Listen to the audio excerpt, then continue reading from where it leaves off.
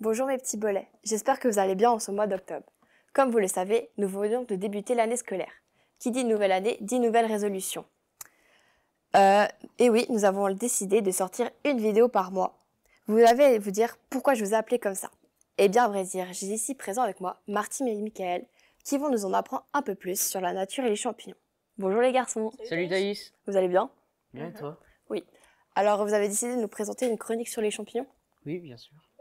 Et tu sais quoi? Les champignons, il y en a de toutes les formes et couleurs. T'as les petits, les gros, les rouges, les jaunes, les ronds, et même ceux qui ressemblent à des parapluies. Mais ce n'est pas tout. Les champignons sont des copains les plantes. Ils font équipe avec des racines et de la bouffe dans le sol. C'est comme une amitié souterraine super importante. Il existe des champignons comestibles et des venimeux, comme celui-ci. Alors ici, on a une amanite tumouche. On le reconnaît bien par ses couleurs rouges et puis ses taches blanches. Voici! Certains champignons sont très bons à manger, comme les bolets ou les meuniers. T'as sûrement déjà dû goûter ça dans une pizza, une salade ou une sauce. Alors Mickaël, ça se reproduit comment? Parce que là, je vois pas ça bien. Alors, ça n'a pas une mais dans les lamelles renferment des graines qui vont se déposer sur le sol, délicatement sur le sol, et vont donner naissance à de nouveaux champignons. C'est pour cela qu'on en trouve souvent les uns à côté des autres, comme ceci. Mais Mickaël, j'ai une autre question. C'est composé de quoi un champignon? C'est composé de cellules végétales et de bactéries. Mais dis-moi, on en fait quoi des champignons après les avoir coupés? Les champignons, après, on peut les utiliser pour les mettre dans une salade, ou bien en faire une sauce délicieuse, ou les mettre dans une pizza, entre autres. Mais où pouvons-nous trouver les champignons? Nous pouvons les trouver dans la prairie, là où il y a du soleil, à côté de la rivière, dans les bois, à côté des bois, un peu à l'ombre, mais surtout après une bonne pluie. Voilà, les champignons, c'est toute une histoire. Ils sont bizarres, utiles et parfois même magiques. La prochaine fois que tu verras un champignon, pense à tout ce qu'il a fait dans la nature.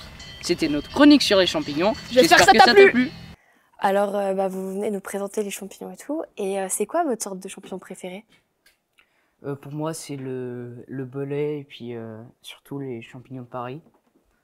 Et Puis toi? toi, Mickaël? Le pied bleu et le bolet. Et pourquoi? Ouais, je les aime bien. Voilà. Vous avez une recette à nous donner, ce que vous pouvez faire avec ces champignons? Moi, je vous conseille de les mettre dans une sauce, ou bien dans une pizza. Voilà, ça place un peu partout. Ouais. Faut pas trop aussi en Bon, après, mettre. faut pas en abuser, quoi. Effectivement. Et comment vous reconnaissez les champignons toxiques et non toxiques? De la connaissance ou bien des livres. Et vous trouvez ces livres partout ou bien? Faut chercher de temps en temps quand même. Dans les pharmacies, des fois, il y en a, mais voilà. Enfin, ah oui. Et par exemple, si vous avez une intoxication ou quoi que ce soit avec un champignon, vous devez aller faire quoi? Pharmacie, je dirais. Je sais pas exactement, ça m'est jamais arrivé. Donc Bien, vous arrivez à reconnaître à peu près un champignon oui. toxique et non toxique? Oui, mais après, genre, on va pas. Peut-être on a. C'est pas grand chose. Après, on si va on pas connaît- mourir. Bon, ça dépend, certains oui. Mais après, si on connaît pas, des fois on préfère pas prendre. Ouais. Vaut mieux pas prendre que prendre et après la merde.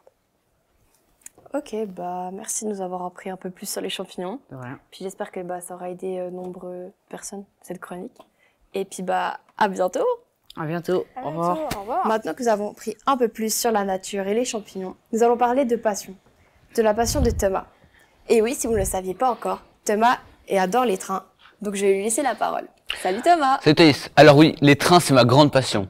Et quel meilleur sujet à aborder pour parler de ça que le tout nouveau train des CFF. Baptisé Duplex IR ou Duplex Interregio, il est fabriqué par Stadler Rail à Sankt-Margarethen, donc tout à l'est du canton de Saint-Gall. Chaque train est composé de 6 voitures à 2 étages et sont capables d'atteindre des vitesses de pointe de 160 km/h. D'ailleurs, vous savez qu'ils ont même les systèmes de sécurité pour aller dans le tunnel de base du Gothard. Oh. Bon, pour l'instant, on ne devrait pas les voir dans le Tessin, car il y en a deux, il n'y a pas assez de trains, puis deux, ils n'en ont pas besoin là-bas. Et ils circulent jusqu'à décembre cette année, seulement entre Zurich et Schaffhouse. En parlant de Schaffhouse, je suis passé par là récemment, et j'ai pu profiter pour faire quelques clips et vous faire une petite vidéo que je vous propose de visionner maintenant. Bienvenue en gare de Schaffhouse, et on tombe à pic, car voici notre fameux train à 2 étages qui entre dans la gare. Comme tout le nouveau train des CFF, Il aborde une livrée portant les 2 couleurs nationales ainsi que le noir et ce petit logo chromé à l'avant. Ils sont bien sûr électriques et disposent d'un attelage automatique. Globalement, ça veut dire qu'on peut attacher 2 trains ensemble sans avoir à faire d'autres manipulations que de rentrer l'un dans l'autre, si j'ose dire. Au CFF, on l'appelle aussi RABE 512, ce qui veut dire, préparez-vous, automotrice électrique avec première et seconde classe capable d'atteindre des vitesses supérieures à 100 km/h de type 512. Ça fait long, je sais, mais pas autant que les 151 mètres de long et les 305 tonnes que pèse une rame au total. Bref, pour revenir avec les nombres, les CFF devraient se faire livrer 60 trains de ce type jusqu'à 2027 pour une facture totale de 1,3 milliard de francs suisses. Si seulement j'avais tout cet argent. Bon, et si maintenant on allait faire un petit tour à l'intérieur du nouveau duplex IR. Après avoir passé les portes, on se croirait au paradis. Cet intérieur lumineux, accueillant et cette odeur de neuf, quel plaisir! Je vous propose qu'on commence par un tour des premières classes au Ré. Personnellement, je trouve que le design des sièges et ce faux bois derrière rendent super. En revanche, on n'est pas sur de la première classe, j'ai l'impression. Les sièges sont larges, certes, mais le dossier est super dur.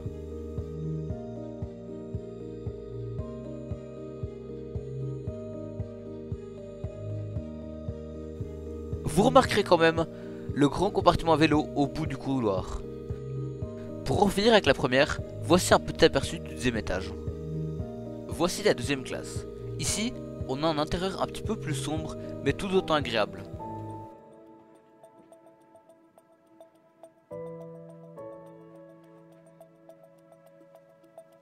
Cette fois, je tenterai à noter que les sièges sont plutôt confortables. Comme les nouvelles lois l'imposent, une voiture contient un espace complet dédié aux personnes à mobilité réduite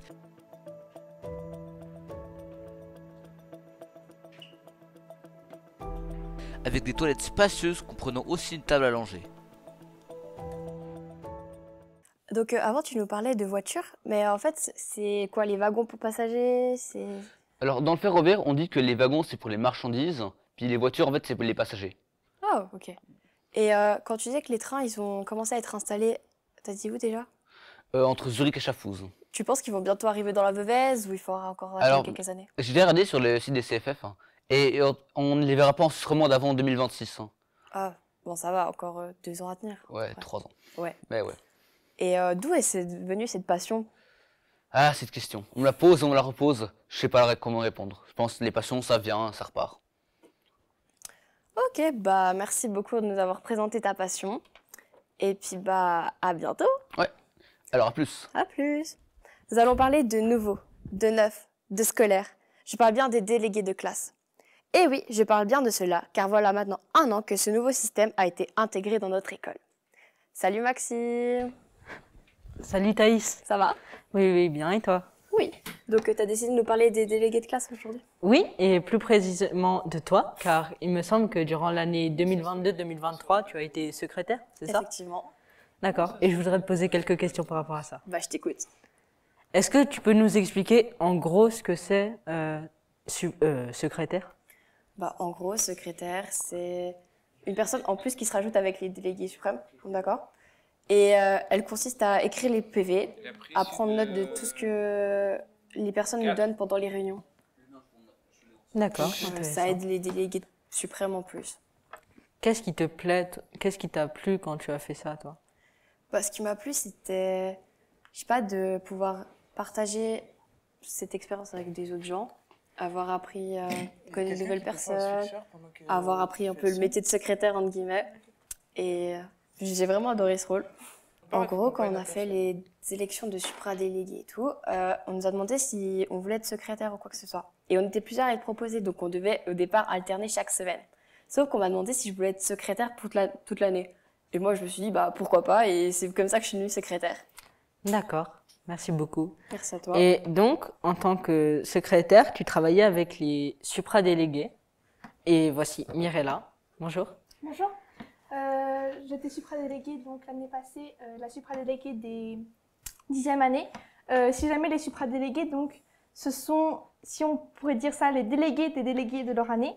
Un délégué, je crois qu'on n'avait pas dit. Un délégué en soi, c'est un pont entre le conseil des élèves et sa classe. En fait, chaque classe a un délégué et ce délégué donc fait le pont entre les deux. Donc, un délégué représente l'opinion, l'avis, les propositions de sa classe et inversement, du côté du conseil, le conseil peut transmettre beaucoup d'informations grâce au délégué. D'accord. Et est-ce que ça t'a plu, toi, de faire ça? Oui, beaucoup. Je me sentais un peu utile. Bah, c'est cool et intéressant de faire ça. Merci beaucoup. Bah, merci à toi, Maxime. Et si on prenait Au nos revoir. tickets... Au revoir. Et si nous prenons nos tickets pour quelque chose de plus culturel, pardon. Mais attention, culturel avec un grand C. Et qui de mieux pour nous parler de ça que notre cher Johan qui va nous résumer cette année. Salut Thaïs, ça va? Salut. Mais très bien, et toi? Alors, pour parler de notre chronique culturelle, parlons des culturels. Donc les culturels, c'est un spectacle que vous propose chaque année l'équipe de l'Universal. Cette salle qui se situe dans Je l'ai remis en place ici. va accueillir cette année plein de grands artistes. Mais avant de vous donner quelques-uns des plus grosses affiches, je vais vous donner quelques informations sur cette salle. Donc l'Universal accueille au maximum 360 personnes, dont 260 au sol et 100 sur le balcon. La salle se différencie aussi beaucoup des autres grâce à sa sonorité très agréable et son écrin de bois. Avant chaque spectacle, l'Universal vous propose, on vous ouvre le bar où vous pouvez acheter plein de snacks et de sandwichs. Donc c'est toujours très cool avant un spectacle d'aller manger son petit sandwich. Effectivement. Donc cette saison, Thomas Wiesel a déjà débuté le 29 septembre. Il y a aussi Gaëtan qui viendra à l'Universal le 2 décembre pour un spectacle qui intéressera toute la famille. Florent Père sera là aussi avec son nouveau spectacle qui s'appelle Nature. Ça a l'air franchement sympa. Effectivement. Il y a aussi Zach and Stan qui viennent pour une proposition très drôle d'un mélange d'humour et de magie. J'ai déjà pris mon billet pour aller voir ce spectacle, donc j'ai hâte d'aller voir ce que ça va donner. Bah, tu m'expliqueras quand tu seras allé le voir. Oui. Il y a encore beaucoup d'autres artistes qui vont monter sur cette scène, mais je ne peux pas vous donner tous les noms, ça prendrait beaucoup trop de temps. Donc pour en savoir plus, rendez-vous sur www.culturel.ch. Merci beaucoup de m'avoir écouté. Bah, merci Et à Johan de bientôt. nous avoir partagé l'endroit et tout. Merci beaucoup. Merci. Bah voilà, notre émission touche à sa fin. Je vous remercie d'avoir écouté et puis bah bonne journée et bonne soirée ou quand vous voulez. Au revoir.